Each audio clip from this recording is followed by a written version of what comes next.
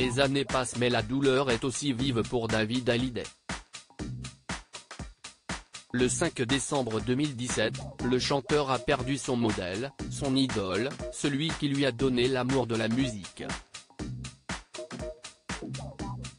Comme Laura Smith ainsi que Jade et Joey Hallyday, il a dû dire adieu à Johnny Hallyday dans des conditions qui ont été de multiples fois racontées depuis.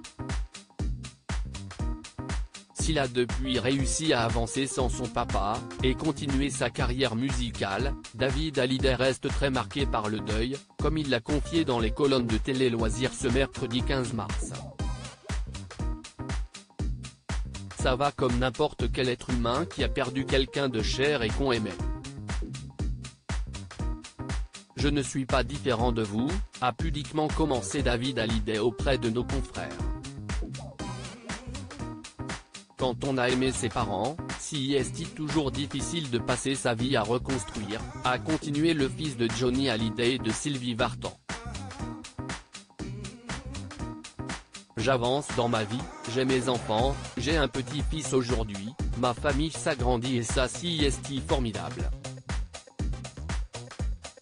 Bien entouré donc, le jeune papy continue pourtant de souffrir de l'absence de ce père qu'il a tant aimé et auquel il n'a pas pu dire adieu comme il l'aurait voulu à Marne. La coquette ou l'idolée des jeunes a rendu son dernier souffle. J'ai passé la journée à attendre de pouvoir entrer dans son bureau où il était hospitalisé, et je n'ai pas pu le faire, confiait-il aux caméras de 7 à 8, en novembre 2018.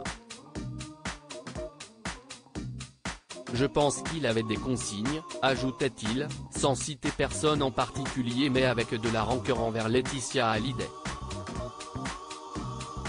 David Hallyday, on n'oublie jamais les êtres que l'on a aimés. S'il n'a pas pu voir son père, David Hallyday avait alors pris soin de lui rédiger une lettre. Je l'ai laissé à la personne de service et je suis parti. Quand je suis venu le lendemain, on m'a dit qu'on n'avait pas pu la lui remettre ni lui dire. Cela m'a marqué au fer, se souvenait-il sur l'antenne de TF1.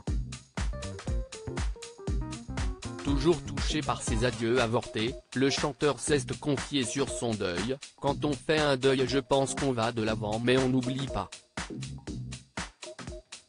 On n'oublie jamais les êtres que l'on a aimés. Il y a des moments où ça me rend triste, où je vois des choses qui me rendent triste, a conclu David Hallyday dans les colonnes de Télé Loisirs. Puis il y a des moments où ça va. Je pense que si est le parcours de l'humain.